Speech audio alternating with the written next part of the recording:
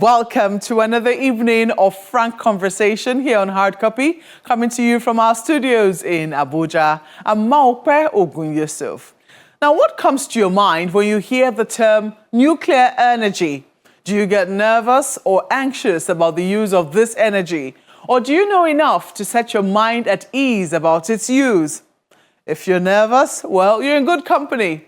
World leaders were once nervous about the use of nuclear energy, particularly for defense purposes, and set up an organization in 1957, the International Atomic Energy Agency, IAEA, in response to the deep fears and expectations generated by the discoveries and diverse uses of nuclear technology. The agency has since grown its membership and signatories from about 88 member states when it was birthed to 178 members at the last count. Nigeria is one of those members who's indicated more than a passing interest in using nuclear technology for peaceful purposes. She recently signed her fourth country program framework, which states the areas where she intends to use this technology. And to further cement her intentions, hosted the Director General of the IAEA, Dr. Rafael Grossi, in Abuja this week. On Hard Copy tonight, we serve you an exclusive interview granted us by Dr. Grossi on the possibilities nuclear energy and technology hold even for a developing country such as ours, and the reason it's a force which cannot be ignored when deployed for peaceful purposes. So thank you so much, DG Rafael Mariano Grossi, for speaking with us in Hard Copy. It's a great pleasure to be here. Nigeria recently signed her fourth country program framework, which clearly states the purposes for which we want to use nuclear power or nuclear resources, as the case might be. How do you envision the relationship between Nigeria and the IAEA evolving after your visit? Well, there are different dimensions to what we can do together as the IAEA. Of course, in the name, you have this nuclear energy thing, atomic energy, and that is one thing. And there's a whole different dimension as well, which is equally important, and it has to do with activities that have to do with the application of nuclear science and technology. So you have the power dimension, and we can discuss that because it's for the future. And there is another dimension which has to do with things that are very, very concrete. Say, human health, cancer, for example, radiotherapy. Radiotherapy is nuclear, applied to medicine, oncology, medical imagery, to know if a person has a tumor, what is happening with it, and then also to treat it. It has also to do with irradiation. When you irradiate food, you kill germs and things that make it go rot or can, ruin produce or other things. So water management. I mean, there's a whole series of activities which are very important for developing countries in particular. I come from Argentina, from a developing country as well, and in developing economies, having access to these technologies is key for different areas of societal value, great value. So we are active on each one of those. You were mentioning in the beginning of your introduction the country framework, etc. It may sound a bit bureaucratic, but what this is the plan that we have for a country. So we talk with the different branches of government. What are their plans? What are their intentions? What are their projects? And we see how we can use these technologies to facilitate in different areas. And then there is the dimension of energy, but that is perhaps another chapter, which is more complex and very important as well. Indeed, and I was just about to go to the area of energy, because one of the areas that Nigeria has shown, Nigeria clearly has stated that she intends to use nuclear resources for peaceful purposes. Yes. And one of the areas where we've shown interest is in the area of electricity, which is under energy. I understand that we're currently in phase 2 of our nuclear power program. First, there are two questions with that. The first is, people have people always have anxiety when Yeah. it comes to nuclear power. Yeah. Particularly in developing economies. I do not know if it's like that in your country, but there is still some anxiety with that here in Nigeria. Yeah. Does the IAEA have a role in reassuring people, citizens of a country, for instance, about the safety of nuclear plants? Indeed, and it's very important. You know, people fear what they ignore. And perhaps rightly so. You cannot, if you don't know, if you don't have the information, you are asking me, my country has nuclear energy, so why can't Nigeria have it and benefit from it? Many countries here in the continent, South Africa has nuclear energy for decades. Egypt is building nuclear reactors. You're closer to home. Ghana is moving into that, and many other countries. So I think it makes eminent sense that a big economy, one of the biggest economies globally, Nigeria is, and in Africa as well, contemplates this as well. What nuclear energy gives you is two important things. First of all, is a source of energy which is a clean energy in the sense that it does not produce CO2 emissions, greenhouse gases. I mean, there's a big concern all over the world, and we are gradually and step by step trying to transition away from fossil fuels. It's going to take time, of course, but countries are moving to renewable energies, as you know, or to hydroelectrical energy, and also to nuclear, which has been around for 70 years. But now there is a renewal of interest all over the place about nuclear, having nuclear, and in particular in developing countries. And myself coming from a developing country, I feel that it is an opportunity that we can also benefit from as the industrialized countries equally. So, but of course, you were talking about safety. We have to make sure that these things are done according to a number of safety procedures. Like any sensitive technology, or like flying an airplane. You can do it, but you have to do it after a number of checks have been made and with and under adequate supervision from an authority. You have a national authority, a national nuclear authority, you have a regulator, we are working with them, we are trying to bring the capacity, training personnel and helping so that when the moment comes and when Nigeria introduces nuclear energy, everything is going to be fine. So the plans are moving ahead. You were saying you are in phase 2. These phases have to do precisely with a very systematic process that we recommend to countries acceding newcomers, sometimes they are called, to nuclear energy. So they go step by step. From the decision to do it, what are the things that you have to think about when you're thinking about having a nuclear power plant? What is it that you need in terms of personnel, in terms of norms, in terms of regulations, and so on?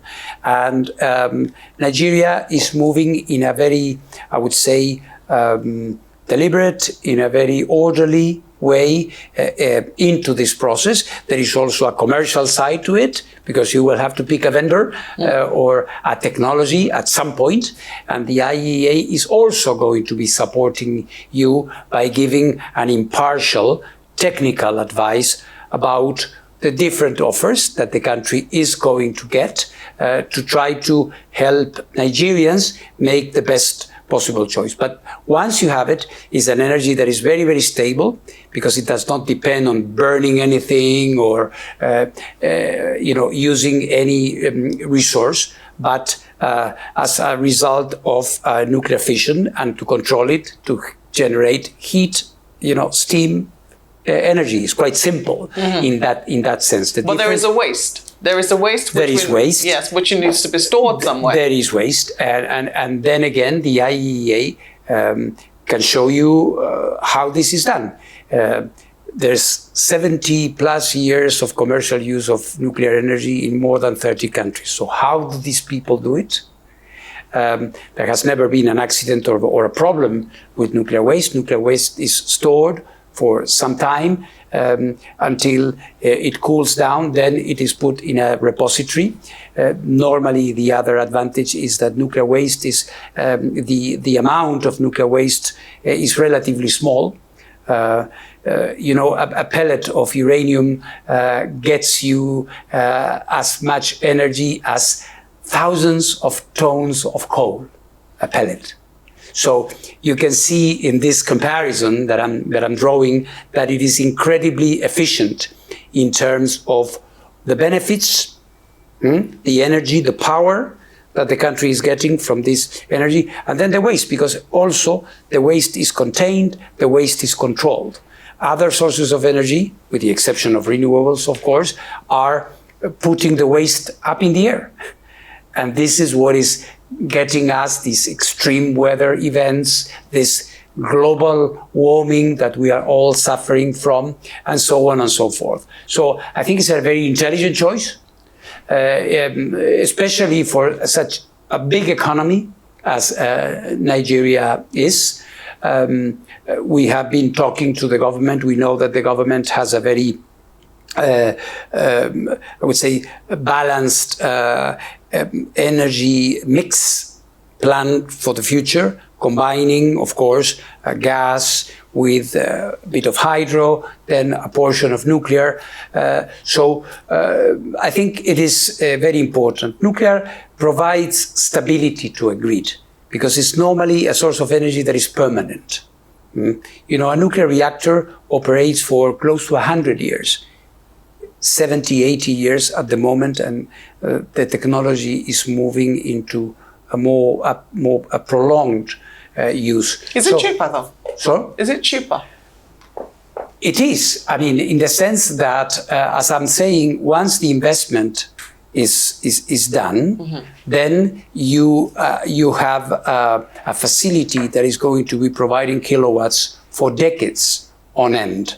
It is capital intensive in the beginning, and then it flats out with the passage of time. And this again has been the experience and what we can contribute, because before taking any decision, you want to know how is this working elsewhere? Has this been good or bad? As I was telling you, I don't come from an industrial country. I come from a middle-sized country like Argentina, where we have 3 nuclear power plants. They're working very well in Mexico, in Brazil, in South Africa, India, etc. In the global south, there's a lot of nuclear going on, apart from the industrialized economies where you would expect this to be happening. So I was just wondering now, we're in the second phase. What sort of support are you going to be giving us to move on to the next one? Well, the pace is dictated by the country.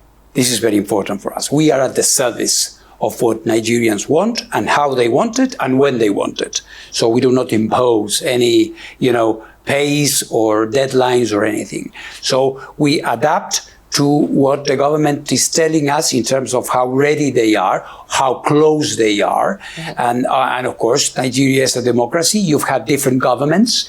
Different governments have different emphasis on nuclear. We've seen that with the passage of time. At times, there was more of a, I would say, slower pace. At times, different administrations wanted to move faster. Now, I will see the president, I hope. So I will have a good impression of what the current administration, which is a new administration, of course, wants to do. But at this current phase you are in is very important because it's a phase where we are looking at important institutional aspects. As I was telling you, and in your question it was implied, this issue of safety. And for this you need a national regulator. Apart from the international, the IAEA of sorts, you need Nigerians to have your own expertise to check that things are moving right. Being the regulator is different from being the operator. There has to be a line and independence. You will have your nuclear power plant with the operator that is going to be producing the energy for the country, but then you will have your, between quotes, your nuclear police, your own, that is going to be checking that everything is moving right, like any other country does. So that requires that we work close and closer together, Nigerians and the IAEA. We know that it's not just electricity, even though it's a big part of Yes. what it is that we're hoping to collaborate with the IAEA on. We're also looking at health, which you've also mentioned, Yes. which is one of the areas where radioactive energy is also very, very important.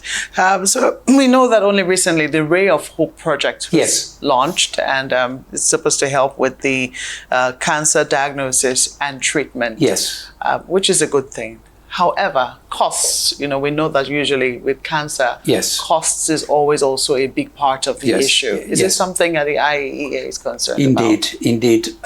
First of all, we are in as much as this is possible, we are providing direct assistance. We have been doing that with the National Hospital here, and we are trying to replicate this. This is a big country, and we have to go not only to Lagos or Abuja. We have to be geographically evenly distributed capacity to provide radiotherapy. The thing is this: cancer is growing, and is growing very, very fast. Not only here in Africa, in general. The statistics we are looking at indicate that there is more than 100% growth in number of cancer cases in Africa in general, and also here in Nigeria. It is not possible that a cancer diagnostic, be a death sentence. And this is what we are having in the developing world. People have cancers and die from cancers that nobody is dying from in Europe or in North America. In the case, for example, a big emphasis is on breast cancer, cervical cancer for women, which are cancers which are perfectly treatable. Hardly any lady dies of a breast cancer in Europe anymore. And in Africa and Latin America, in many places in the Caribbean, we are dying. We have the technology. It's not even a very sophisticated technology. So this is incredible. And we have to put a stop to this. This is why we established this Rays of Hope program, which is trying to put the availability of radiotherapy and oncology at scale. For this, and you were referring to costs, there is on the one hand what we can do. We have been given CT scans, linear accelerators, things that are important to determine the situation, diagnostic and also treatment. But since we need to move at scale, I am now starting to do something which was not done before. We are working with development banks. The African development banks, I'm going to see them here in Abuja tomorrow. The Islamic Development Bank, important development banks that were not looking into this area. They were more concentrating on infrastructure projects, etc. So now, as IAEA, we are coming to them with bankable projects, so they can give us, very low interest loans and grants, so that we can move at scale and establish centers where they do not exist, or boost those, like here in Abuja, who are there, are treating patients, but of course not at the capacity that is needed. Okay, well, we'll see how that eventually pans out, and I certainly hope that. How quickly do you think this will materialize for? The plans that you're working on with the development banks? Well, this does not need to take a long time, unlike building a nuclear power plant, which might take 4, 5, 6 years.